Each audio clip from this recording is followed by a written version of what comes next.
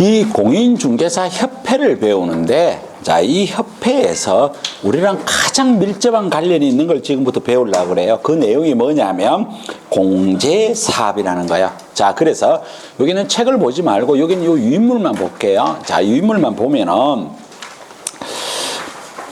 공제사업하고 돼 있고 땡땡 고유 업무라고 하는 얘기는 우리가 아까 박스 안에 들어갔을 때 6번째가 공제사업 나왔죠. 그 얘기예요. 자, 그 다음에 옆에 보니까 할 수 있다라는 얘기는 이 협회의 고유 업무라 하더라도 반드시 하여야 한다가 아니고 뭐예요? 할 수 있다 이런 뜻이에요. 그 다음에 비영리 사업이라고 하면 뭐냐면 협회에서 운영하는 이 공제사업이 영리 목적이 아니라는 거예요. 왜 영리 목적이 아니냐면 협회의 설립 자체가 뭐예요? 비영리 사단법. 이해됐죠? 자, 밑으로 내려가 보니까 회원 간의 상호 부조를 목적으로 한다 해서 이 뜻이 뭐냐면 이런 거예요. 자, 우리가 협회에서 1억 원을 보장을 해 주려고 하는데 우리가 뭐를 내느냐면 보증보험료라는 걸 내요. 이거 SGI에서 운영하는 거예요. 자, 그 다음에 협회에서 하는 건 뭐냐면 이게 공제료예요. 요 두 개 다 똑같이 1년 단위로 가입한다 그래서 약 돈 얼마 낸다고요? 20여만 원. 그렇죠? 요 돈을 낸다는. 그래서 20만 원을 전국에서 10만 명이 내는 거예요. 그럼 여기에 돈이 엄청나게 많은 돈이 들어왔다는 거예요. 요 돈을 갖고 누군가가 여러분들의 동료 개업 공인중개사가 사고를 치면 이 돈을 먼저 이렇게 1억을 주는 거예요. 나는 돈 조금 내서 다른 사람을 도와주는 거니까 이걸 뭐라고 표현하면 상호부조. 자, 그 밑에 가니까 보증보험적 성격이라고 하는 것은 여기 있는 공제는 협회에서 운영을 하는 거고 보증보험은 어디서 하면 SGI에서 운영을 하는 거예요. 요 두 개의 성격이 똑같다라는 거예요. 그래서 여기 갖다가 뭐라고 되어 있느냐면 보증보험적 성격인데 이게 뭐가 되느냐면 타인을 위한 손해보험 계약이라는 거예요. 이걸 뭐냐면 개업공인중개사를 보호하는 제도가 아니라는 거예요. 그럼 누구를 보호하냐고? 의뢰인들에게 손해배상 책임을 지기 위한 제도다라는 뜻이에요. 그런 뜻입니다. 자, 그래서 이제 여기에 여러분들 이게 타인을 위한 손해보험 계약이라는 뜻은 이런 뜻이라는 거예요. 자, 그 밑에 내려가니까 양갈로 1번에 공제 규정을 제정하거나 변경할 때는 국장한테 어떻게 해요? 승인을. 누구한테 승인을 얻어야 되냐는 고민하면 안 돼요. 왜냐하면 우리가 저기서 봤다 그죠? 시도의사 한 번, 시장, 군수, 구청장 한 번, 그 다음에 누구요? 금융감독, 원장 빼면 전부 누구라고요? 국장. 이렇게. 자, 그 다음에 두 번째 책임 준비금의 적립 비율은 공제료 수입액의 100분의 10 이상을 해서 요 새카만 글씨는 반드시 외우라는 뜻이에요. 그죠? 공제료 수입액의 100분의 10 이상. 그럼 뭔 얘기냐면 이 많은 돈이 들어와 있으면 이 돈을 협회의 금고 안에 넣어놓을 수는 없잖아요. 어디엔가 돈을 맡겨야 되는데 이 돈을 다 맡기면 안 되고 일정 금액은 항상 남겨놔야 되는데 얼마를 남겨놔야 되느냐면 공제료 수입액의 100분의 10 이상을 남겨놔야 된다는 거예요. 자, 그런데 만약에 이 책임 준비금을 다른 용도로 쓰고자 할 때는 마음대로 협회 마음대로 못한다고. 뭘 하라고? 국장한테 승인을 얻으라는 그런 얘기예요. 자, 그 다음에 양갈로 3번에 다른 회계와 구별이라는 얘기는 뭐냐면 협회에서 실무교육도 해요. 그 다음에 여러분들한테 연회비도 받아요. 이런 것들을 받아가지고 공제사업에서 들어오는 돈과 이 돈 자체는 완전히 분리를 하라는 거예요. 이게 뭐냐면 다른 회계와 구별. 뭐냐면 이게 여러분들의 가장 밀접한 관련이 있단 말이에요. 그리고 의뢰인들에게 돈을 언제라도 주기 위해서 이 돈은 다 마음대로 쓰지 말라는 거예요. 그래서 다른 회계와 구별은 이런 뜻입니다. 자, 그 밑에 내려가니까 양갈로 4번에 운용실적을 공시를 해야 돼요. 자, 이 운용실적 공시는 뭐냐면 이런 거예요. 자, 우리가 여러분에게 주식하시는 분들도 많은 거예요. 그럼 예를 들어서 어느 기업에서 1년 동안 들어온 수입이 얼마이고 그 다음에 나간 돈이 얼마고 총 수입이 얼마다. 이걸 갖다가 1년 단위로 거기에 주식을 갖고 있는 그 사람들한 주주들한테 공시를 해야 안 해요? 해요. 똑같은 거예요. 그래서 이거는 매회계년도 종료 몇 월이요? 3월. 운용실적을 공시를 해야 돼요. 운용실적. 매회계년도 종료 몇 개월이요? 3개월. 자, 어디에 해야 되냐면 일간신문 또는 협회보에 공시하고, 일간신문에 돈 들어가잖아요. 협회보에는 돈 안 들어가지. 어쨌든 자기가 만드는 거니까. 그 두 개 중에 하고 반드시 자기의 협회의 인터넷 홈페이지에 게시를 해요. 그럼 최종적으로 몇 군데 해야 돼요? 2군데. 자, 매 회계년도 종료 몇 개월이요? 3개월. 요걸 위반하면 여기 뭐가 냐면 500만 원 이하의 과태료 이렇게 돼 있어. 자, 그래서 우리가 우측에 6번에, 우측으로 가서 큰 6번에 가니까 뭐가 나와요? 제재. 500만 원 이하의 과태료 가니까 뭐가 되면 운명이 하고 되다. 운이 뭐라고? 매 회계년도 종료 몇 개월? 3개월 이내. 운용 실적을 공시하지 않으면 뭐예요? 500만 원 이하의 과태료. 자, 그러면 또 똑같은 말로 참새가 방앗간을 못 그냥 가죠. 이거 또 한번 외워보자고. 자, 500만 원 이하의 과태료. 자, 500만 원 이하의 과태료 어떻게 돼요? 운명. 그 다음에 운명이 연설. 아, 여기 광고까지는 잘 넣어다. 모니터링에서 작아졌다. 그죠? 이렇게. 자, 그러면 우리가 여기에서 이거는 항상 우리가 공부를 해야 되는 거예요. 뒤에 가서 다음 주에 또 500만 원 이하 과태료 또 해요. 지겨울 정도로 하는 거예요. 자, 그래서 여기 요 운명은 누구하고 노느냐면 거래 정보 사업자. 운명이가 누구하고 노냐면 협회. 요 연은 뭐냐면 연수교육. 요거는 개업공인중개사가 확인 설명하지 않거나 근거 자료를 제시하지 않는 경우. 자, 요거는 개업공인중개사가 요거는 뭐냐면 부당한 표시광고예요. 자, 이 부당한 표시광고는 뭐냐면 이게 부존재, 다르게, 과장, 그 다음에 부동산 거래 질서를 해침. 자, 요 모니터링은 인터넷에 돌아다니는 것을 국장이 이렇게 쳐다보고 있는 거예요. 그래서 국장이 쳐다보고 여기에 대해서 뭔가가 문제가 있으면 정보통신 서비스 제공자에게 정보통신 서비스 제공자에게 자료를 제출하라고 얘기하는 거예요. 이걸 누구가 하느냐면 국장이 한다라는. 자, 그러면 우리가 여기에서 다음 주에도 이걸 이제 앞으로 열심히 공부할 건데 이 거래 정보 사업자의 높은 사람이 누구밖에 안 나와요? 국장. 그럼 이게 500만 원 이하의 과태료권자가 누구가 되면 이게 국장이 된다는 거예요. 협회에는 높은 사람 누구 나와요? 국장. 이거 예외 저쪽에 있는 요 세 개 빼는 건 전부 국장이에요. 500만 원 이하의 과태료도 전부 국장이 부과한다는 거예요. 자, 연수교육을 누가 실시해요? 시도지사. 그럼 이거 위반하면 누구가 부과하느냐면 시도지사. 자, 개업공인중개사가 확인 설명했는지 확인 설명의 근거 자료를 제시하지 않았는지 이걸 누가 제일 먼저 알아요? 등록관청. 그럼 이 등록관청이 부과하는 거예요.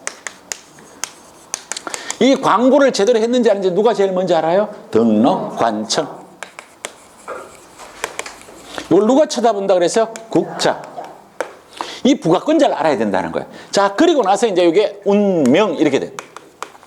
그럼 요 운은 뭐냐면 요 거래 정보망에는 거래 정보 사업자로 지정받고 나서 뭐를 제냐면 운영 규정을 제정해요. 그리고 운영 규정을 바꾸면 바꾼 것을 국장한테 승인을 얻어야 돼요. 운영 규정에 관한 얘기예요. 자, 명은 그냥 감독상의 명이에요. 그럼 여기 운명이 이렇게 된다. 요거는 뭐예요? 운용 실적을 공시. 언제? 매 회계년도 종료 3개월. 명은 뭐? 감독상의 명령. 이는 개선명령, 시정명령을 이행하지 않는 거예요. 이해되죠? 그러면 이게 500만 원 이하 같은 또 공부했잖아. 다음 주에 또 할 거예요. 그렇죠? 그때도 또 적어. 그때 또 적어. 그 적지 말고 이제 머릿속에 한번 넣으려고 연습을 해봐야 돼. 이해됐죠? 자, 그래서 매 회계년도 종료 몇 개월? 3개월. 운용 실적을 공시하지 않으면 뭐냐면 500만 원 이하의 과태료. 자, 그 다음에 5번. 공제사업의 조사 검사를 누구가 하느냐 하면 요거는 금융감독원장이에요. 이제 3명 딱 나왔잖아요. 자, 한 번 더 해볼게요. 시도의사는 언제 나왔어요? 시도의사? 지부. 시장군수 구수냐? 지회. 금융감독원장은 언제 나와요? 공제사업의 조사검사. 자, 근데 여기에서 공제사업의 조사검사는 결국 누구가 하느냐면 금융감독원장이에요. 근데 이 금융감독원장이 지 아무 때나 와서 조사검사를 하는 것은 아니에요. 누구의 요청에서? 국장의 요청. 이해되죠? 그죠? 이런 얘기. 자, 우측으로 갑니다. 우측. 양갈로 6번에 가보면 공제사업의 개선명령을 할 수 있어. 이 공제사업이 뭔가를 잘못되니까 이걸 바꾸라고 얘기하는 거야. 이 개선명령을 누가 내려요?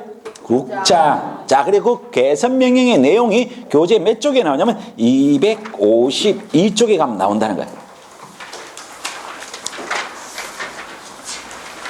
자, 찾았죠? 네. 자, 252쪽에 제일 밑에 가니까 새카만 네모 이번에 뭐가 나와요? 개선명령권. 누구가? 국장은 협회의 공제사업 운영이 적정하지 아니하거나 자산 상황이 불량하여 중개사고 피해자 및 공제가입자 등의 권익을 해칠 우려가 인정되면 다음의 조치를 명할 수 있다. 자, 우측 가봅니다. 우측. 자, 우측에 여기에 지금 번호가 몇 번까지 나오냐면 6번까지 나와요. 요게 과거의 시험 문제 2번이나 나왔어요. 2번이라고 나왔는데 이거는 외우라고 하기에는 너무나 어려운 단어예요. 제가 말하는 어렵다는 것은 중요하지 않는데 외워야 되니까 어렵다는 거예요. 외우라는 소리는 절대로 아니에요. 그런데 이 글을 읽어보면 이게 무슨 뜻인지는 알아야 되는. 자, 지금 국장이 뭐를 하라고 했느냐면 협회가 공제사업을 하고 있단 말이에요. 공제사업이 지금 잘 되고 있다, 잘못되고 있다? 잘못되고 있다. 그럼 요걸 갖다가 뭔가를 좀 고치라고 하는 게 이게 무슨 명령이에요? 개선명령. 요거를 무슨 뜻인지 알고 이제 글을 읽어보면 외우지 않더라도 답을 찾는 거예요. 우리는 뭐냐면 시험 문제에 쓰는 게 아니란 말이에요. 읽어보고 이게 맞는지 틀린지만 알면 돼. 자, 1번에 가보니까 뭐라고 되냐면 업무 집행 방법을 뭐라고? 바꾸라고. 잘못됐으니까 업무 집행 방법. 그러면 쉬운 말로 여러분들이 공부하는 방법이 잘못됐으니까 공부하는 방법을 바꾸세요라고 하는 얘기하고 똑같은 거예요. 이해됐죠? 자, 두 번째 가보니까 자산 예탁 기간을 바꾸래. 지금 예를 들어서 아까 여기 많이 들어온 이 돈을 지금 현재 예를 든 거예요. KB가 0.01%야. 예를 들어서. 근데 IBK가 0.02%야. 그럼 바꿔야 돼, 안 바꿔야 돼? 바꿔야 돼. 이런 얘기예요. 그 다음에 3번에 가보니까 자산 장부의 가격을 바꾸라고. 이건 뭔 얘기냐면 자산에 여기에 장부에 있는 가격들이 없는 것들이 들어가 있을 수도 있고 이런 것들 너 이게 엉터리를 하지 말고 제대로 실제로 하라는 뜻이에요. 그냥 그렇게만 이해하는 거야. 자산의 장부 가격을 바꾸라는 거야. 자, 그 다음에 네 번째. 불건전한 자산에 대한 적립금을 가지고 없는 이게 돈도 안 되는 거 많이만 잡아놓지 말고 여기에 대한 뭐가 적립금이 있어야 된다는 뜻이에요. 이것도 바꾸라는 뜻이에요. 자, 그 다음에 다섯 번째. 가치가 없다고 인정되는 자산을 뭐라고? 손실치. 없애라는 거예요. 이런 것들이 뭐에 들어가냐면 개선명령에 들어가는 거예요. 그래서 과거의 시험 문제 어떤 형태가 나면 이게 딱 2번 나왔는데 뭐라고 나왔느냐면 다음 중에서 국토교통부 장관이 공제사업의 개선명령의 범위에 포함되지 않는 것은 하고 나왔다는 거야. 그럼 예를 들어서 1번에 가보니까 뭐라고 나왔냐면 업무 집행 방법을 바꿔라. 2번에 자산 예탁 기간을 바꿔라. 세 번째 자산의 장부 가격을 병행해라. 네 번째 불건전한 자산에 대한 적립금을 보여라. 다섯 번째 공제사업의 양도하고 나왔다는 거예요. 공제사업의 양도가 한글로 무슨 뜻인지만 알자고. 공제사업을 너희들이 하지 말고 다른 사람한테 넘기라. 이건 개선명령에 들어가야 안 들어가요? 안 들어가요. 이해되죠? 그죠? 요게 한 번 나왔단 말이에요. 그래서 이게 한 번 나왔을 때 제가 수업을 할 때 학생들한테 진짜 그렇게 말했어요. 야, 이런 거는 시험 문제 안 냈으면 좋겠다. 그러다가 몇 년 뒤에 뭐가 나왔냐면 박스에 이렇게 나온 거예요. 다음 중에서 국장의 공제사업의 개선명령에 해당되는 것으로 올바르게 연결된 것은 나오는. 저는 별로 의미가 없는 문제인데 시험 문제에 나왔다는 거예요. 근데 이거를 이제 그때쯤 되면 지금부터 이제 통밥으로 잡아가요. 통밥으로. 그냥 읽어보니까 여기 있는 순서 요대로 시험 문제가 1번, 2번, 3번, 4번의 시험 문제에 나와서 모두 다 개선명령에 들어가는 시험 문제가 한번 나온 적이 있어요. 그래서 이거는 눈여겨는 봐야 되는데 제가 여러분한테 외우라 소리는 절대로 안 해요. 이걸 외운다고 이게 머릿속에 들어가는 내용도 아니라는 거예요. 이해되시나요? 요런 얘기. 요게 시험 문제가 2번 나왔다라는 거예요. 자, 그래서 다시 우리 유인물로 봐요. 자, 다시 유인물에 오니까 웃고 있는 친구가 하나가 있다. 그죠? 뭐라고? 공제사업의 양도는 개선명령의 범위에 들어가지 않는다. 자, 그 다음에 7번째. 재무 건전성 유지를 위한 지급 여력비는 어떻게 된다고? 100분의 100 이상. 자, 아까 책임 준비금의 적립비율은 뭐였냐면 공제료 수입액의 100분의 10 이상. 자, 지급 여력 비율. 자, 재무 건전성 유지를 위한 지급 여력 비율 어떻게 해요? 100분의 100 이상. 자, 8번째 가니까 임원에 대한 제재 등 하고 되어 있어요. 자, 이것도 여러분들이 한번 생각해 봐요. 자, 협회가 임원이 이 공제사업에 관련된 일을 뭔가를 잘못하래요. 그럼 여기에 대한 임원에 대한 제재를 누구가 할 수 있어요? 국장. 그걸로 끝이에요. 그걸로 끝이에요. 자, 그 다음에 9번째 운영위원회. 자, 뭐라고 되냐면 필수기관. 자, 그 다음에 옆에 뭐라고 적혀져 있느냐 하면 250쪽 하고 적혀 있어요. 그래서 250쪽을 한번 가보자고. 250쪽을 펴놓기만 하면 돼요. 250쪽을. 자, 250쪽을 펴놓고 이제 다시 유인물로 옵니다. 자, 유인물로 오면 이건 뭔 얘기냐면 여기에 나와 있는 공제사업운영위원회라고 하는 것은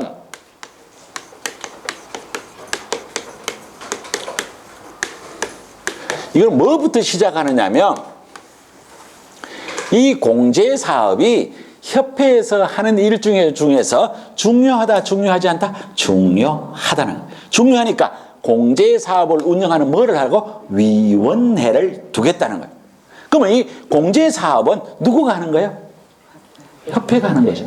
그래서 그 밑에 내려가 보면 동그라미 1번 운영위원회하고 옆에 뭐라고 돼서 필수기관. 동그라미 1번 공제사업에 관한 사항을 심의하고 그 업무 집행 감독을 하기 위하여 협회 운영위원회를 뭐라고? 둔다. 자, 그러면 아까 제가 다시 올라와서 공제사업 운영위원회는 누구가 한다고? 협회. 둔다, 둘 수 있다? 둔다. 자, 그래서 이거는 협회에 둔다예요.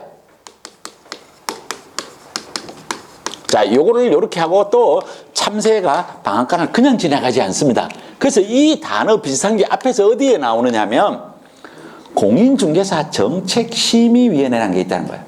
그러면 공인중개사 정책심의위원회는 요거를 그대로 따서 어디에 둔다일까, 둘 수 있다일까? 어디에?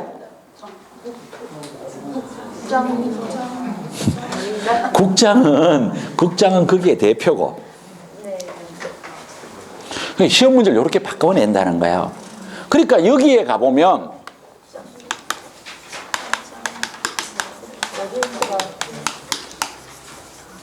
국토부에 둘 수 있다. 이거는 협회에 둔다.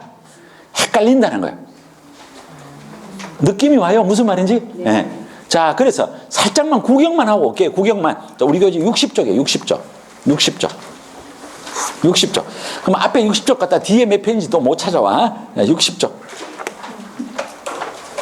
자, 공인중개사 정책심의위원회라는 글자가 나와요, 안 나와요? 나와요. 자, 거기에 가보면 1호에 가보니까 법조문을 보는 거예요. 1호에 가보니까 공인중개사의 업무에 관한 다음 각호의 사항을 심의하기 위하여 국토부에 공인중개사 정책심의를 뭐라고? 둘 수 있다. 그러면 요 글자를 갖고 여기에 와서 나중에 요걸 갖다가 국토부에 둔다라고 내든지 국토부에 둘 수 있다라고 낸다는 거예요.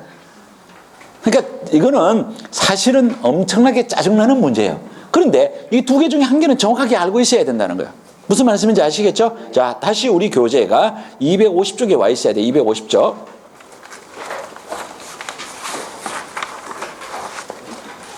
자, 그래서 다시 유물로 가요. 자, 다시 유물로 가요. 자, 동그라미 1번.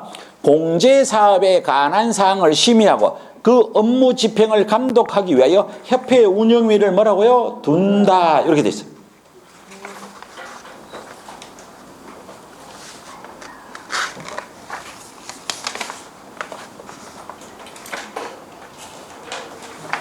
자, 그 다음에 동그라미 2번 운영위원회의 위원은 협회의 임원, 중개업, 법률, 금융, 보험, 부동산 분야 전문가, 관계 공무원 및 그 밖의 중개업 관련 이해관계자로 구성하되 그 수는 뭐라고? 19명 이내로 한다. 자, 여기에 공제사업 운영위원회는 몇 명? 19명. 그래서 뭐라고 기억하라고? 19금 이렇게 얘기했죠. 자, 그러면 이제 앞에 책을 가지 않더라도 여기에 있는 공인중개사 정책심의위원회는 위원장 1명을 포함한 7명 이상 11명 이내의 위원 이렇게 돼 있죠. 그럼 나중에 여기 19자리에다가 이걸 두 개를 바꿔낼 수도 있다는 거예요. 참 이거는 어려운 내용입니다. 제가 말하는 어렵다는 건 진짜 어려운 게 아니라 이게 비교가 되지 않으면 모른다는 얘기예요. 그래서 연습을 한번 해보는 거예요. 자, 그 다음에 밑으로 내려와서 3번 운영위원회는 위원장과 부위원장 각각 한 명을 두되 위원장 및 부위원장은 위원 중에서 뭘 해요? 호선. 돌아가면서 한다는 뜻이요. 자, 그런데 이 공인중개사 정책심의위원회는 위원장은 누가 돼요? 국토교통부 제1차관.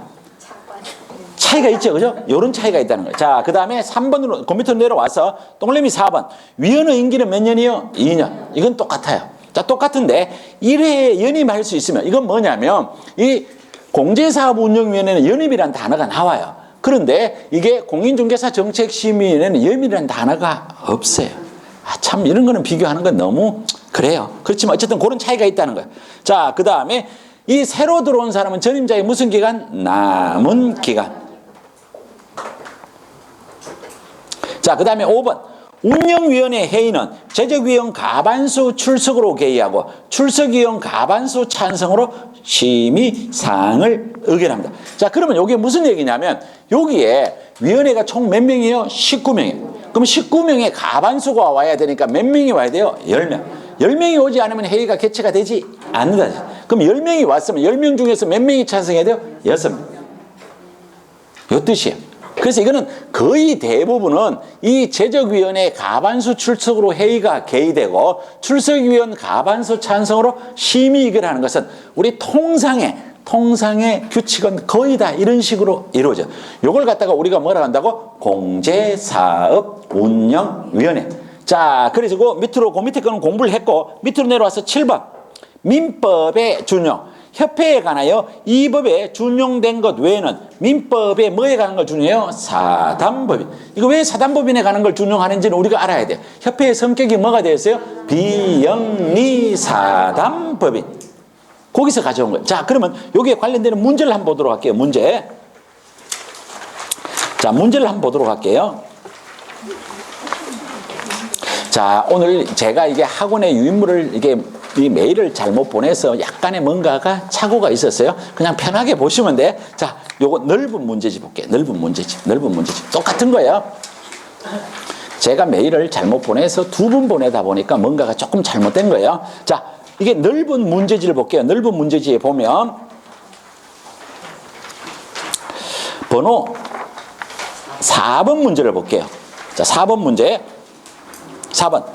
공인중개사협회에 관한 설명이 다 틀린 것은 공제사업을 수행하는 경우 책임준비금의 적립비는 어떻게 돼요? 공제료 수입액의 100분의 10 이상.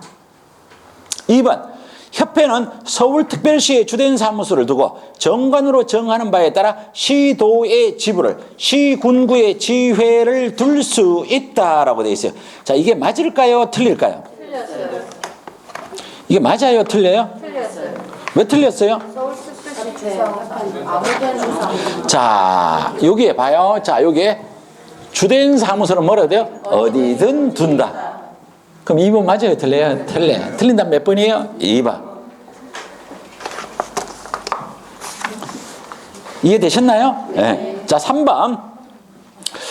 공인중개사의 협회의 지부 또는 지회에 대한 감독상의 명령은 누구예요? 국장. 그쵸? 자, 여기 봐요. 저기 봐요. 지도감독은 누구만 해요? 국장. 맞는 말이죠? 자, 4번. 금융감독원장은 국장의 요청이 있는 경우에 협회의 공제사업에 관해서 조사검사. 자, 결국은 조사검사를 하는 사람은 누구야? 금융감독원장. 근데 금융감독원장이 아무 때나 온다. 국장이 오라 그래 한다? 국장이 오라. 맞는 말이에요. 5번. 공인중개사협회가 운영하는 공제사업은 뭐예요? 비영리 사업으로서 회원 간의 상호부조를 어떻게 해요? 목적으로 해요. 자, 아까 우리가 앞에 문제 안 푼 게 있어서 2번 문제로 갈게요. 2번 문제. 자, 2번 문제. 공인중개사 법령상 중개 보수에 대한 설명이 다 틀린 것은 했어요. 자, 중개 대상물인 건축물 중 주택의 면적이 2분의 1 이상인 경우는 뭘까요? 주택. 2번. 중개 대상물의 소재지와 중개사무소 소재지가 다른 경우에 어디로 가야 돼요? 중개사무소 소재지 관할 시도조례에서 정한 기준에 따라서 중개보수와 뭘 받아요? 실비를 받아요. 3번. 동일한 중개 대상물에 대해서 동일한 당사자 간에 임대차를 포함한 둘 이상의 거래가 동일한 기회에 이루어진 경우는 개업 공인중개사는 임대차에 관한 중개의 보수만 받는다. 맞아요? 틀려요? 틀려요. 그렇죠? 틀렸다고. 틀린다면 몇 번? 3번. 자, 교환은 누구하고 놀아요? 큰 놈. 5번. 개업 공인중개사의 고의 또는 과실로 인하여 중개 의뢰인 간의 거래 행위가 무효, 취소, 해제된 경우에는 개업 공인중개사는 보수를 받을 수 있다, 없다? 없다. 누가 잘못했냐는 거야. 개업 공인중. 그럼 못 받지. 그렇죠? 자, 그래서 틀린 답은 몇 번밖에 없어요? 3번. 자, 큰 3번. 공인중개사 법령상 다음 옵스텔 거래의 사례에서 개업 공인중개사가 자, 뭐라고 나왔어요? 중개 의뢰인으로부터. 그럼 이거 일방이에요, 쌍방이에요? 쌍. 예? 일방. 쌍방. 의뢰인이면 매도 의뢰인도 의뢰인이고 매수 의뢰인도 의뢰인. 뭘로 봐야 돼요? 쌍방으로 봐야 돼요. 자, 보증금 얼마예요? 1천만 원.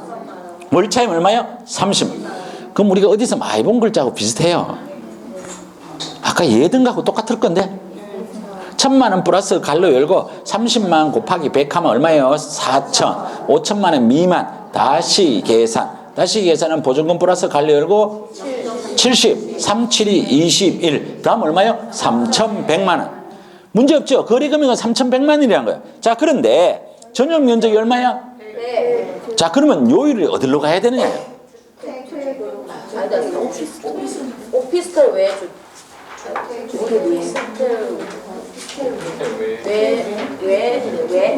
자, 그러면 말이 안 나오니까 자, 우리 요 이론 말이 안 나오니까 이론 말이 안 나오니까 이론 말이 안 나오니까 이론. 자, 말이 안 나오니까 이론 1조 이론 1조. 제일 밑에 자, 전용 면적이 85제곱미터 이하이고 전용 입식 부엌과 화장실이 있어야 되는데 이게 있으면 매매 교환은 0.5, 임대차는 0.4. 그럼 여기에 해당이 돼요, 안 돼요? 안 돼요. 그럼 0.5, 0.4로 가는 건 아니라는 거예요. 그럼 뭘로 가야 돼? 0.9. 그럼 7번에 또 다 적어? 주택 외 안에 옵스텔이 있고 옵스텔을 제외한 주택 외니까 뭘로 가야 돼요? 0.9로 가야죠. 그럼 뭘 해야 돼요? 3,100만 원 곱하기 뭘 해야 돼요? 0.9예요. 자, 3,100만 원 곱하기 0.9예요. 자, 9일은 9, 39, 27. 자, 거기다 곱하기 뭘 해야 돼요? 2. 그럼 뭐가 돼요? 55만 8천 원.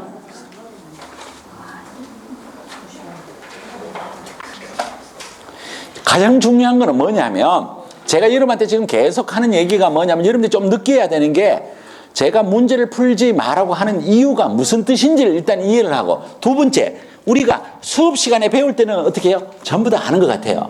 근데 막상 이거를 문제를 풀면 조금 상황이 달라진다는 거예요. 자, 그래서 이걸 다시 한번 해볼게요. 다른 건 하지 않고 우리가 1번 주택, 2번 겸용주택, 3번 옵스텔을 제외한 주택 외. 그러니까 이제 이거 주택 외가 있는데 요 주택 외가 다시 두 개로 나눴잖아. 하나가 뭐예요? 오피스텔. 요거 뭐냐? 옵스텔을 제외한 주택 외. 그럼 여기에 법정 요건 85제곱미터 전용 입식 부엌 화장실을 가지면 옵스텔이에요. 여기에 해당이 되지 않으면 당연하게 뭘로 가야 돼요? 주택 외로 가야죠. 그럼 뭘로 가야 돼요? 0.9.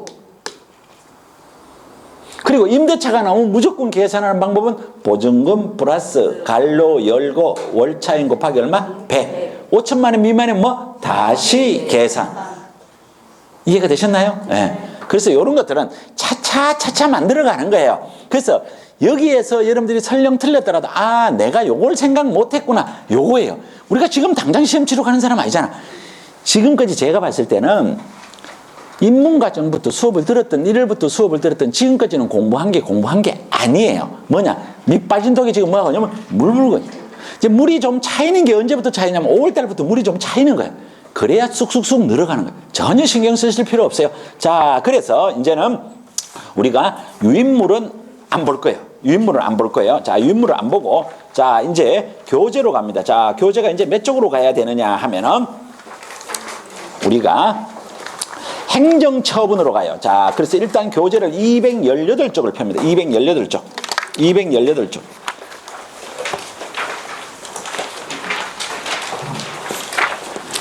책이 그냥 조금 왔다 갔다 했을 뿐이에요. 아무것도 없어요. 자, 218쪽을 펴놓습니다.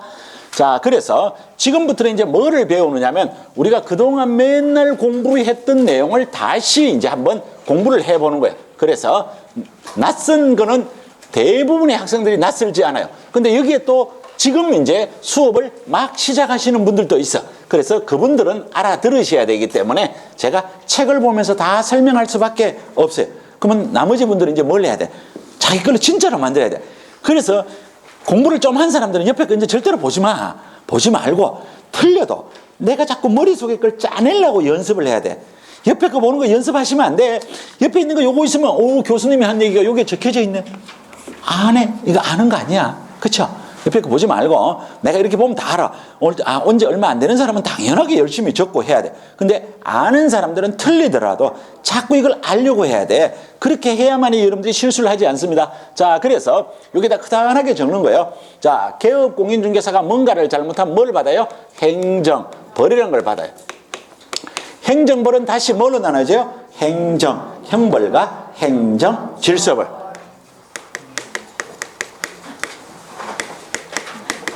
행정 질서별로 나누어져요. 자, 여기 있는 이 행정형벌은 다시 3년 이하의 징역 또는 3천만 원 이하의 벌금, 1년 이하의 징역 또는 1천만 원 이하의 벌금.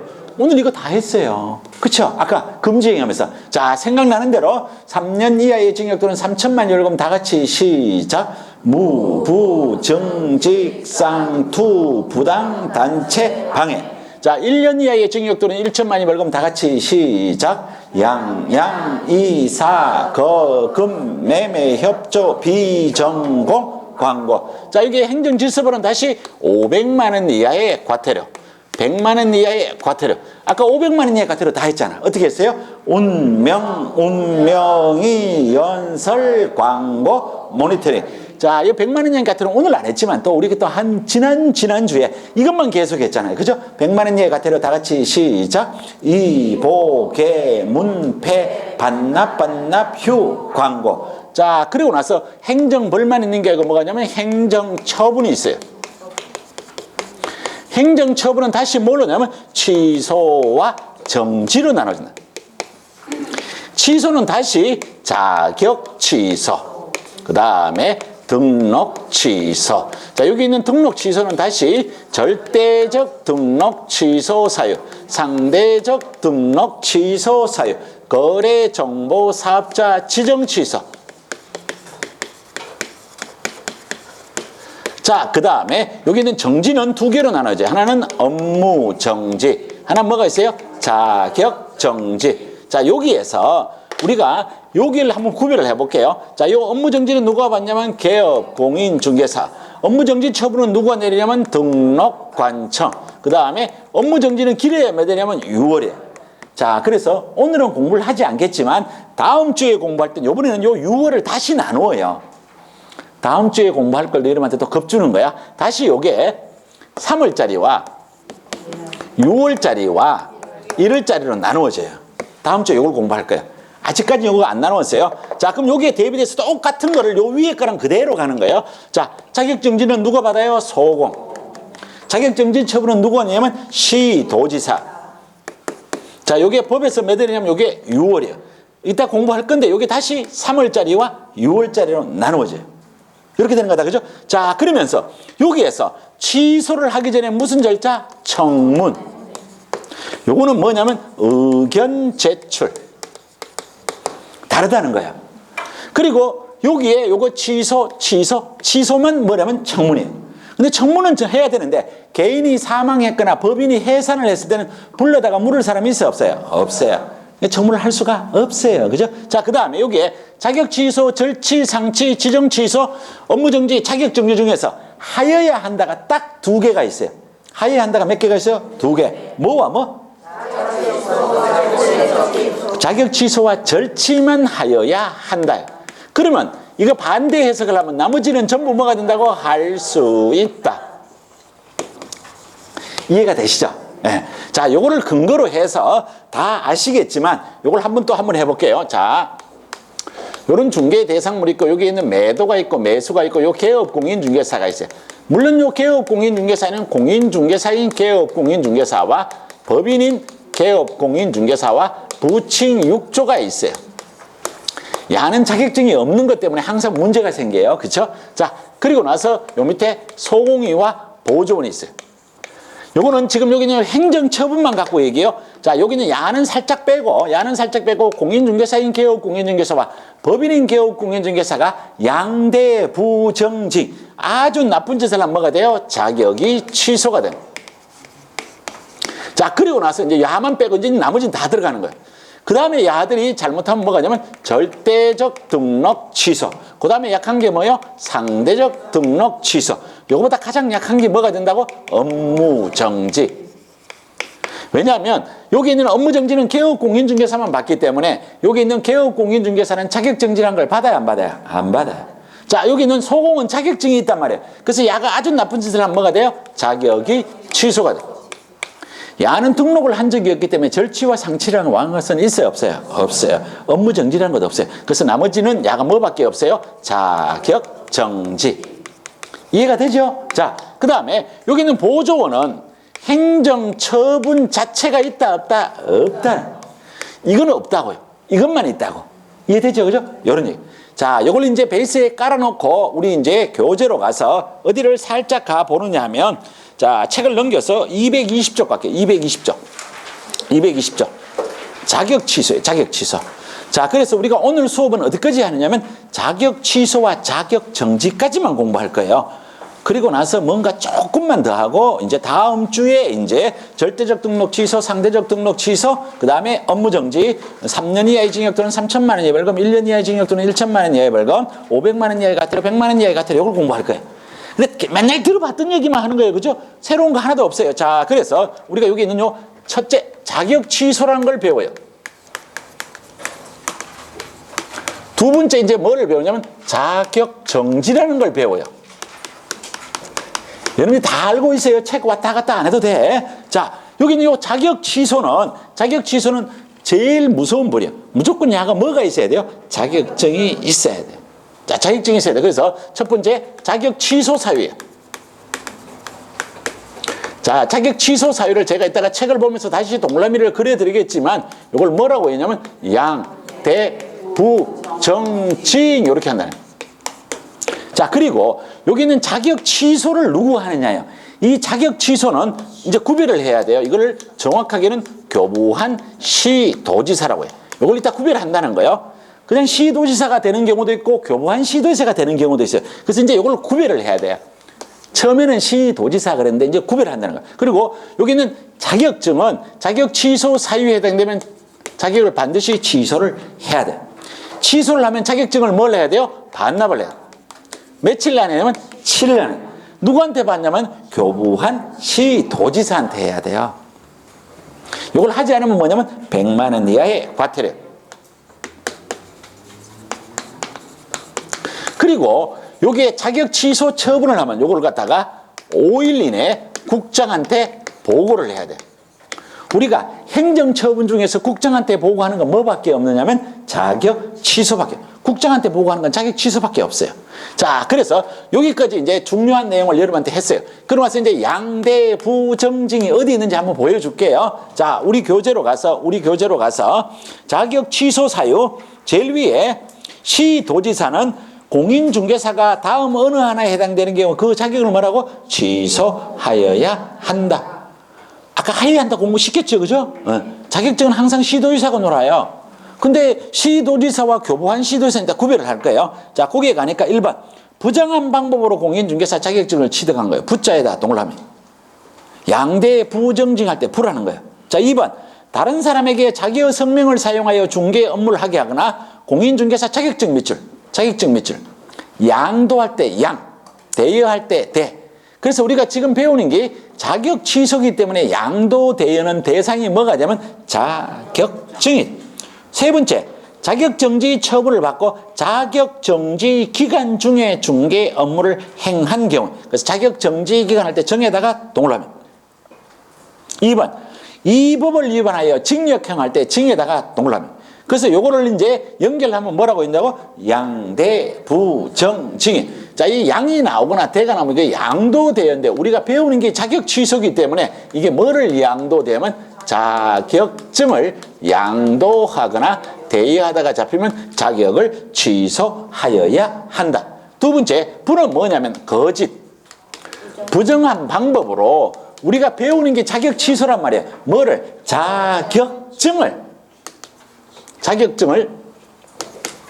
부정한 방법으로 취득을 했을 때 잡히면 자격을 취소하여야 한다. 자, 요 정이 나오면 요 정지기간인데 무슨 정지기간이냐면 자격정지기간 중에 일을 하다가 잡히거나 다른 사무소에 소속하다가 잡히면 이게 자격을 취소하여야 한다. 나쁜 짓 하는 기간 중에 나쁜 짓을 하다가 잡히니까 이게 자격을 취소한다. 자, 징이 나오면 뭐냐면 징역형이에요. 징역형은 징역형인데 무슨 법? 이 법. 그래서 도로교통법을 위반해서 징역형을 선고받으면 자격 취소가 되지 않습니다. 무슨 법? 이 법. 이 법이 무슨 법이에요? 공인중개사법이에요. 이런 뜻이에요. 자, 그래서 이제 이게 자격 취소 사유는 양대부정징에 해당되면 자격을 취소하여야 한다. 자, 이런 얘기예요. 자, 밑으로 내려와서 양갈로 2번 사전 절차. 시도지사는 공인중개사 자격을 취소하고자 하는 게 뭘 해야 돼요? 청문. 자, 사후 절차에 가보면 공인중개사 자격이 취소된다는 자격 취소 처벌을 받는 것도 며칠이네? 7일 이내. 자, 그 공인중개사 자격증을 누구에게? 교부한 시도지사. 자, 니은은 아주 미세한 부분인데 그냥 이런 게 있다는 거 그냥 한번 봐요. 자, 분실 등의 사유로 인하여 공인중개사 자격증을 잃어먹어서 자격증이 없다는 거예요. 자격증이 취소되었으면 자격증을 반납 안 하는 게 아니라 그 사유서를 어떻게 해요? 제출을 해야 돼. 자, 그 다음에 3번에 가보니까 취소권자. 공인중개사 자격 취소 처분은 그 공인중개사 자격증을 교부한 시도지사가 행한다. 자, 그래서 이제 요걸 한번 구별을 해보는 거예요. 어떨 때는 시도지사고 어떨 때는 교부한 시도지사냐. 이게 확연하게 달라요. 그래서 제가 여러분한테 이걸 정확하게 이해를 시켜드릴게요. 자, 여러분들이 31회 시험에 여러분들이 주소지가 울산광역시로 되어 있고 여러분들이 울산광역시에서 시험을 응시하면 합격을 했을 때 자격증을 누구가 주냐면 울산광역시장이 줘요. 막 99%가 울산광역시장이 여러분들에게 자격증을 줍니다. 근데 여러분들이 주소지가 서울로 되어 있으면 이제 일로 안 나와요. 서울특별시장이 줘요. 서울특별시장이 준다고 해서 뭐 값어치가 더 있거나 그러진 않아요. 똑같아요. 자, 그래서 여러분들이 이제 울산광역시장이 자격증을 교부했어요. 그럼 요게 누구가 되냐면 교부한 시도지사예요. 자, 그래서 여러분들이 울산광역시 남구에서 중개업을 하면 여기 있는 울산광역시장은 뭐가 되느냐면 사무소 소재지 시도지사가 되어요. 이거 이해가 되시나요? 네. 자, 그러면 교부한 시도지사와 사무소 소재지 시도지사가 같아요, 달라요? 같아요. 그럼 이게 자격 취소 처분을 누구가 내리냐면 그냥 시도지사. 구별할 필요가 없다고. 어차피 시도지사니까. 그런데 문제가 어디서 발생하냐면 여기서 발생한다는 거예요. 울산에서 자격증을 교부받은 여러분들의 동료 알고 있는 개업공인중개사가 어디에 가서 중개업을 하면 제주도에 가서 중개업을 한다고 가정을 해보자고. 그러면 제주도 도지사가 있잖아요. 그럼 제주도 도지사는 뭐가냐면 사무소 소재지 시도지사. 그러면 교부한 시도지사는 누구예요? 울산광역시. 그러면 자격 취소 처분을 시도지사가 한다고 하면 시도지사가 몇 명 나와? 2명. 제주도 도지사도 할 수 있고 울산광역시장도 할 수 있다는 거예요. 요랬을 때는 누구가 하느냐면 교부한 시도지사가 한다는 거예요. 이해가 돼요? 네. 그래서 이 어떨 때는 시도지사, 어떨 때는 교부한 시도지사가 하더라도 여러분 이제 알아들어야 돼. 그래서 자격 취소 처분은 교부한 시도지사가 하고 반납도 누구한테 하냐면 교부한 시도지사. 그 대신 시도지사한테 같았을 때는 그냥 시도지사예요. 이해됐죠? 자, 그런데 여기에서 이제 또 뭐를 구별해야 되느냐면 같았을 때는 구별할 게 없는데 이게 달랐을 때는 자격 취소 처분을 하려면 무슨 절차를 거쳐야 돼요? 청문. 그래서 이 청문은 누구가 하느냐면 사무소 소대지 시도지사가 이를 행해요. 그리고 이제 이게 자격 취소 사유에 맞다면 울산광역시장한테 알려주는 거예요. 자격 취소 처분은 최종적으로 누구 한다고? 교부한 시도지사. 이해되나요? 이런 얘기. 이게 뭐하고 똑같으냐면 자격정지도 똑같은 거예요. 자격정지. 자격정지 처분도 결국은 누구가 하느냐면 시도지사인데 정확하게 따지면 누가 하냐면 교부한 시도지사. 이렇게 되는 거예요. 자격 취소와 자격 정지는 똑같아요. 자, 이제 이걸 봤어요. 자, 밑으로 내려와서 취소 전 통보와 취소 후 통지라고 되어 있어요. 자, 그래서 기억에 가보니까 어딘지 찾았죠? 기억. 자격증을 교부한 시도지사와 공인중개사 사무소 소재지를 관할하는 시도지사가 다른 경우에는 공인중개사 사무소 소재지를 관할하는 시도지사가 자격 취소 처분에 필요한 절차 청문회 절차를 모두 이행한 후 자격증을 교부한 시도지사한테 통보하면 자격 취소 처분은 누구가요? 교부한 시도지사. 자, 니은에 가서 자격증을 교부한 시도지사는 자격 취소 처분을 한때는 며칠 이내? 5일 이내. 누구한테? 국장. 자, 행정처분할 때 국장한테 보고하는 건 뭐밖에 없냐면 자격 취소밖에 없어요. 문제 없죠? 자, 그 다음에 양갈로 4번에 가서 관련 제재. 자, 자격이 취소되면 자격증을 반납해야죠. 며칠 안에? 7일 안에. 이거 반납 안 하면 뭐라고? 100만 원 이하의 과태료.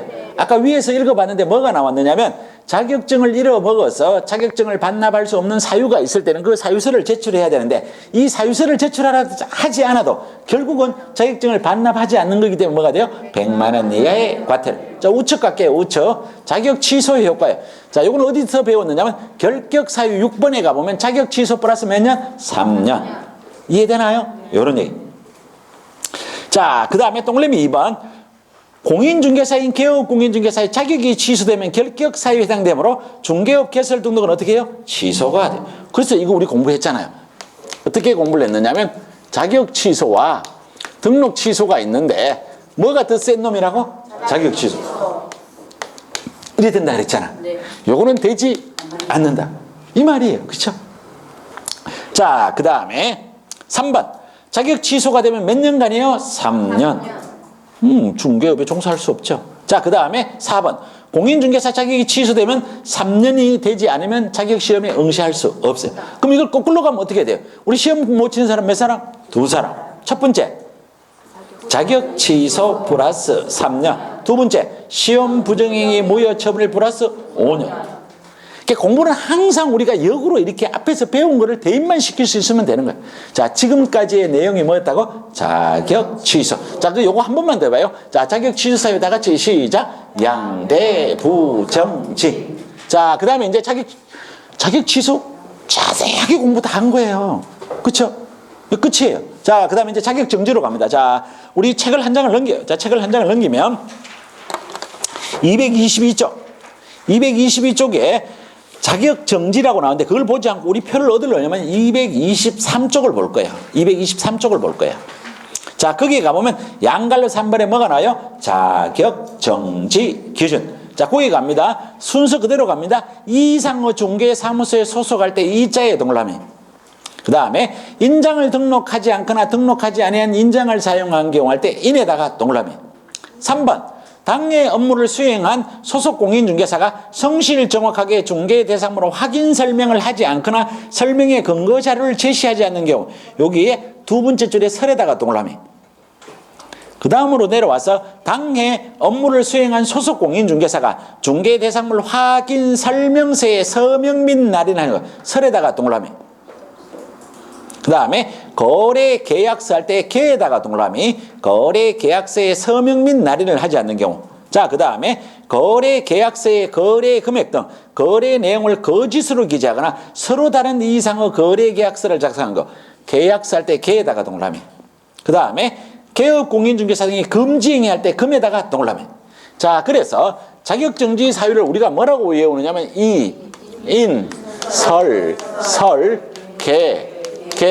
금일.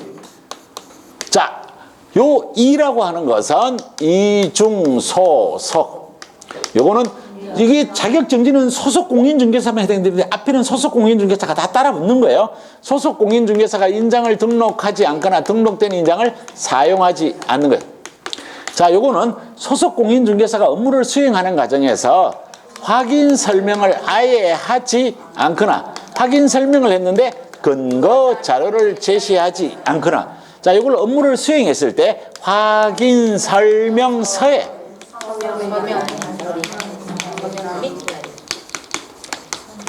하지 않는 경우. 자, 그래서 이게 설자가 나오면 우리가 확인 설명이라는 게 떠올라야 되고 개자로 시작하는 건 우리 뭐밖에 아니면 계약서밖에 없어. 그래서 이거는 계약서에 서명 및 날인을 하잖아요. 요거는 서로 다른 두 개 이상에서 이중 계약서. 자, 이게 뭐냐면 이게 금지 행위. 그래서 이걸 자격정지 사유 다 같이 시작. 이인 설설 개 금연. 자, 그런데 우리가 문제가 뭐냐면 자, 여기 있는 요 자격정지는 소공만 받아요. 법에서는 몇월의 범위 내냐면 이게 6월의 범위 내예요. 그리고 이걸 누구가 하느냐면 시도지사가 해요. 전국에서 시도지사가 17명인가 돼요.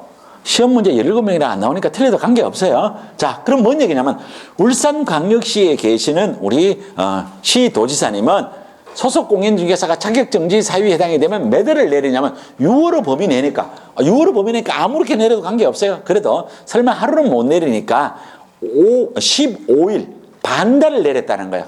그런데 저 평안북도에 있는 어느 시도지사는 6개월을 내렸다는 거예요. 몇 배가 차이 나요? 12배가. 너무 재량권이 남용된다는 거예요. 그래서 이거를 갖다가 법에서는 6월이라고 되어 있는데 이렇게 하면 너무 재량권이 남용이 되니까 어디에 위임이 되어 있냐면 시행규칙에다가 위임을 해놨다는 거예요. 그래서 시행규칙에서 이 기준을 정했는데 이중 소속은 몇 월이냐면 6월이에요. 인장은 몇 월이냐면 3월이에요. 요것도 3월이에요. 요것도 3월이에요. 요것도 3월이에요. 요거는 6월이에요. 요거는 6월이에요. 자, 그러니까 과거의 시험 문제 뭐라고 했느냐면 요렇게 묻는 거예요. 딱 요렇게 묻는 거예요. 시험 문제를. 요렇게 묻는 거예요. 아, 순서가 이렇게 나오면 얼마나 쉬워. 아, 순서는 이렇게 내지 않는다는 거예요. 그러면 어떤 거는 6월이고 어떤 거는 3월일 걸 외워야 된다는 거예요. 자, 이걸로 끝나는 게 아니고 이걸 다시 플러스 마이너스 2분의 1 범위 내에서 가중하거나 감경할 수 있다는 거예요. 그러면 가중한다는 얘기는 뭐냐면 3월짜리를 2분의 1, 한 달 반을 더 더할 수도 있다는 거야. 그러면 3개월짜리 한 달 반을 빼줄 수도 있다는 거야. 그럼 예를 들어서 여기 있는 이중계약서를 쓰다가 이걸로 하자고.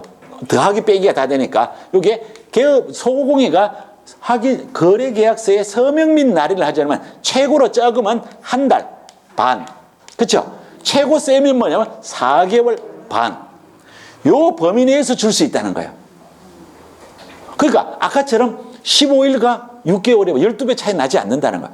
요렇게끔 할 수 있는 거야. 그래서 요걸 어디에서 정해놨다고? 시행규칙. 근데 이 6개월짜리를 그러면 다시 2분의 1을 가중해서 9월을 할 수 있냐면 그거는 할 수가 없다. 왜냐하면 상한선이 법에 몇 월 되었어요? 6월. 이해되죠? 요걸 묻는 거야. 그래서 우리는 요걸 외워야 돼. 요걸 외우기 위해서 우리가 뭐라고 했냐면 이인설설 개금이란 걸 외웠다는 전제 조건 하에 그냥 쉬운 말로 앞에와 끝에 두 개라는 거예요. 말도 안 되게 외우는 거예요. 그죠? 전제 조건은 뭐가 되었다고? 이인설설 개금이 되었다는 전제 조건 하에 이렇게 되는 거예요. 자, 그런데 이게 이렇게 시험 문제를 물으면서 이제 1번, 2번, 3번, 4번, 5번 내릴 수도 있고 또 하나의 시험 문제가 말로 나올 때 뭐라고 하면 이렇게 나온다는 거예요. 다른 거를 설명을 드릴게요. 소속 공인중개사가 인장을 등록하지 않거나 등록되는 인장을 사용하지 않아서 시도지사가 4개월의 자격정지 처분을 내렸다. OX.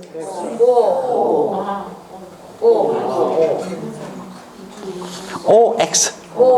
O예요. 왜? 아까 얘기했잖아. 기준이 아까 몇 개월이요? 3월. 이걸 다시 몇 개월? 2분의 1 범위 내에서 가중할 수도 있고 감유. 3개월짜리를 아까 2분의 1 가중하면 4가 2분의 1. 4개월 보름 내릴 수 있는데 몇 월 내렸어요? 4월. 가능하단 말이에요. 이렇게 나오면 순간적으로 이것도 어려운 거야. 그래서 이게 어느 단계가 되어야만 이게 저절로 이제 해석이 되는 거야. 자, 그래서 요게인데 요거 왜 중요하냐면 제가 조금 아까 업무 정지를 조기가 몇 월로 된다고요? 3월, 6월, 1월. 이걸 우리가 다음 주에 배우려면 요게 정립이 되어 있어야만 업무 정지를 들으면 이제 이해가 되는 거예요. 나머지는 자격 정지는 공부할 게 없어요. 자, 자격 정지는 누구가 내려요? 교부관, 시, 도지사. 자격 정지 처분에 해당되면 자격 정지 처분을 하여야 한다, 할 수 있다? 하여야 한다는 몇 개밖에 없어요. 2개. 자, 지금 자격 정지 설명, 요 예를 들어서 자격 정지를 정신 바짝 안 차리면 이렇게 되는. 지금 우리가 뭘 해요? 자격. 요 있는 걸 갖고 와서 얘기하잖아. 그래서 자격 정지 처분은 할 수 있다. 자격 정지 처분은 반납이 있다, 없다? 없다. 이해되죠? 그죠? 요런. 자, 그 다음에 여기로 와서 이것도 없어요. 반납이 없으니까 100만 원 이하 과태료도 없어요. 요 논리는 똑같다 그랬어요. 이해하셨나요? 요런 얘기. 자, 그래서 오늘 나눠준 긴 거, 이게 문제만 있는 거, 문제만 있는 유인물, 문제만 있는 유인물. 여러분들이 제가 여기서 설명을 딱 한 개를 안 하고 요 문제를 풀어보는 거예요. 자, 6번 문제. 6번 문제. 6번 문제. 공인중개사 법령상 공인중개사 자격이 정지되는 사유에 뭐라고? 해당되는 것은. 그럼 이건 무슨 얘기냐면 여러분들 시험 문제 여기에서 주어가 뭐가 되는 거예요? 자격 정지. 그럼 여러분들이 옆으로 연습을 해야 돼. 뭐라고? 금을 적어야 돼. 근데 여러분들이 생각할 때는 이거 적는 게 시간이 막 낭비된다는 생각이 들어요. 절대로 그렇지 않아요. 왜냐하면 그래야만이 밑에 지문을 읽는 순간에 생각이 옆으로 가지 않아요. 그렇죠? 자, 그래서 여기에 요거 봐요. 자, 여기에 금이 뭐라고? 금지행위. 그냥 금지행위 하면 여러분들 그냥 못 찾아요. 금지행위가 한두 개가 아니잖아. 그럼 머릿속에 뭐가 들어가 있어야 돼요? 금, 매매, 협조, 정직, 쌍투, 부당단체. 이것도 방해까지 들어가요. 이해가 돼요? 네. 자, 그럼 1번에 가보니까 탈세 목적으로 미등기 전매해서 이게 뭐에 해당이 돼요? 그 투기, 그래, 맞아. 투기, 그럼 그 다음에는 투기로 끝나면 안 되지. 투기가 뭔데? 금지행위지. 이게 이렇게 되는 거야. 이게 투기라서, 금지행위라서 이게 뭐가 되냐면 자격 정지가 돼. 이해되나요? 네. 그럼 여기에 답이 몇 번이냐는 거예요? 1번. 그럼 왜 1번인지 볼게요. 2번. 자격증을 타인에게 양도되면 이거 뭐가 돼요? 자격 취소. 자, 그 다음에 자격정지 기간 중에 소공에게 업무를 수행했어요. 자격정지 기간 중에 소공에게 업무를 했어요. 이거 뭐예요? 자격정지 기간 중에 일을 하면 뭐가 돼요? 자격 취소. 이 두 개가 한 문제 갖고 다 문제를 묻는 거잖아요. 자, 그 다음에 4번. 자격정지 중인 소속 공인중개사가 다른 집에 일하면 돼요? 안 돼요? 안 돼요. 자격 취소. 부정한 방법으로 자격증을 치다가 잡히면 어떻게 돼요? 자격을 취소. 어디에 해당되는 거예요? 양대부에 붙자잖아요. 이해가 되시죠? 그죠? 요런. 자, 그래서 요 한 문제를 갖고 여러분들이 요 내용을 공부를 했어요. 자, 이제는 어디를 한번 가보느냐면 오늘의 수업 진도는 여기까지예요. 자, 수업 진도는 여기까지인데 우리가 다음에 배운 내용 중에서 뭐를 한번 공부를 해야 되느냐면 자, 우리 교재를 어디로 가느냐 하면 여러분들이 빨리 찾으셔야 돼요. 자, 우리 교재에 229쪽에 동그라미 8번. 229쪽에 동그라미 8번. 229쪽에 동그라미 8번. 자, 거기다 옆에다 표시를 하나 해요. 최근 1년 이내에 이 법에 의해서 2회 이상 업무 정지 처분을 받고 다시 업무 정지 처분에 해당되는 거예요. 지금 여기 뭐의 8번째냐면 이게 절치 사유의 8번째. 찾았나요? 229쪽에 동그라미 8번. 229쪽에 동그라미 8번. 찾았죠? 예. 네. 이건 절치예요, 절치. 자, 거기서 책을 또 한 장을 넘겨야 돼. 자, 또 한 장을 넘기면 231쪽에 동그라미 10번이에요. 231쪽에 동그라미 10번. 자, 거기에 가보면 최근 1년 이내에 이 법에 의해서 3회 이상 업무 정지 또는 과태료 처분을 받고 다시 업무 정지 또는 과태료 처분에 해당되는 행위를 한 경우. 도대체 뭔 말인지 모를 정도로 긴 단어예요. 그렇죠? 자, 요걸 볼 거고, 자, 또 책을 넘겨요. 자, 또 책을 넘겨서 어디까지 가야 되느냐 하면은 우리 교재 235쪽에 제일 위에 11번. 11번. 자, 거기에 보면 최근 1년 이내 이 법에 의하여 2회 이상 업무 정지 또는 과태료 처분을 받고 다시 과태료 처분에 해당되는 행위를 한 경우에 요 세 개를 한번 비교해 보겠다는 거예요. 짜증나요. 그렇죠? 그게 우리 밑에 교재에 박스 이거예요. 근데 이 박스를 보지 않을 거예요. 이 박스 보시면 안 돼요. 자, 보지 말고, 자, 여러분들 책도 보지 말고, 제가 지금부터 칠판에다가 적을 거니까, 여러분들이 이거를 갖다가 논리적으로 제 말이 맞다라고만 수긍을 하면 돼요. 이거 수긍만 할 수 있으면 돼요. 외우는 건 5초도 안 걸려요. 근데 이거를 여러분들이 억지로 외우면 절대로 못 외워요. 제가 외우는 방법을 가르쳐 줄 테니까. 자, 여기 뭐냐면, 누적 정리라고 얘기를 해요. 뭐냐면, 한 번 잘못했을 때는 지가 잘못하면 벌만 받는 거예요. 근데 두 번, 세 번 잘못하면 앞에 거를 조금만 준다, 더 강하게 준다, 강하게 준다. 이걸 공부하는 거예요. 자, 그래서 제목이 뭘로 나가면 요거는 수업 끝나고 사진 찍으면 되니까 따라 적지도 말고, 자, 최근 1년 이내에 이 법에 의해서 요거는 주어가 똑같아요. 그래서 1번 야는 절치 사유예요. 최근 1년 이내 이 법에 의해서 업무 정지를 두 번 받고 다시 업무 정지 처분 사유에 해당이 되면 야는 업무 정지를 내리지 않고 뭘 내냐면 절치를 내린다. 자, 이게 무슨 말인지 조금 어려울 거예요. 자, 그래서 여러분들이 알 수 있게끔 제가 그림을 하나 그려요. 아무 내용도 아니에요. 자, 요게 1월, 2월, 3월, 4월, 5월, 6월, 7월, 8월, 9월, 10월, 11월, 12월이에요. 너무 어렵다. 3월, 6월, 9월. 자, 어떤 개업공인중개사가 새해가 시작됐다고 의욕적으로 일을 시작을 했어요. 그런데 의욕적으로 하다 보면 뭔가가 사고가 생겨. 그래서 야가 업무정지를 몇 월에 받냐면 3월을 일에 받았어요. 업무정지는 안 배웠지만 어쨌든 업무정지는 최고 긴 게 6월인데 3월짜리를 받았다고. 그러면 3개월이 문학 지나갔으니까 야가 벌써 2월, 3월, 4월, 5월이 된 거야. 5월에 앞에 석 달 놀았으니까 또 열심히 해야지. 또 너무 열심히 했어. 그래서 6월 달에 또 잡혔어. 몇 월짜리가 잡혔냐면 이번엔 2달짜리가 잡혔어. 1년 안에 몇 번 잡혔어요? 2번. 그리고 야가 12월 달에 크리스마스를 맞이해서 돈 좀 있어야 데이트도 한다고 또 열심히 일을 하다가 잡혔어. 세 번째 잡혔다는 거예요. 자, 그러면 여기서 뭘로 시작하면 최근 몇 년 이내? 1년. 그럼 이거 누적을 몇 년 한다는 거예요? 1년 한다는 거예요. 업무 정지를 몇 번 받았어요? 2번.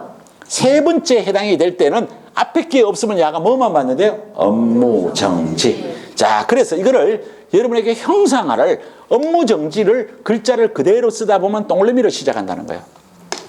그쵸? 네. 동그라미를 2번 받았어. 2번 해놨다고. 여기다가 업무 정지 사유에 해당되면 업무 정지를 내리지 않고 뭘로 가는 거예요? 절치. 그러면 여러분들 이게 뭐를 생각하면 되느냐면 삼진아웃이야. 동그라미 3개라는 것은 존재한다 안 한다? 안 한다. 3개 되는 순간에 뭘로 가요? 절치. 이해됐어요? 이게 최근 1년 이내 이 법에 의해서 업무 정지를 2번 받고 업무 정지 처분 사유에 해당이 됐을 때는 업무 정지 처분을 내리지 않고 뭘로 가냐면 절치. 그래서 절치에 가보면 결사부의 이양 일정할 때 일이 뭐냐면 최근 1년 이내에서 이걸 가져왔다는 거야. 자, 그 다음에 두 번째 상치에 가보면 상치로 시작할 때 우리가 외울 때 뭐냐면 삼보겸 공이이 육금 미달 조직. 3자가 어디서 가져온 거냐면 최근 1년 이내 이 법에 의해서 업무 정지 또는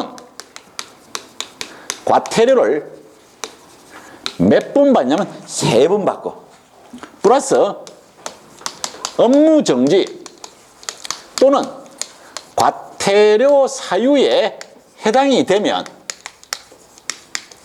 마찬가지 앞에 게 없으면 업무 정지를 받았으면 뭐만 받으면 돼요? 업무 정지. 과태료에 해당되면 뭐만 받아요? 과태료. 그런데 앞에 게 이게 있었기 때문에 여기는 업무 정지나 과태료를 내리지 않고 야가 뭘로 가냐면 상치로 간다는 거예요. 자, 그래서 이거를 만들 수 있는 경우의 수를 제가 적는 거예요. 무조건 3개를 만들어야 돼요. 업무 정지, 업무 정지, 업무 정지. 과태료도 제가 세모로 형상화하는 거예요. 그러면 업무정지, 업무정지, 과태료. 업무정지, 과태료, 과태료. 그 다음에 과태료, 과태료, 과태료. 요게 세 번을 만들 수 있는 경우의 수밖에 없어요.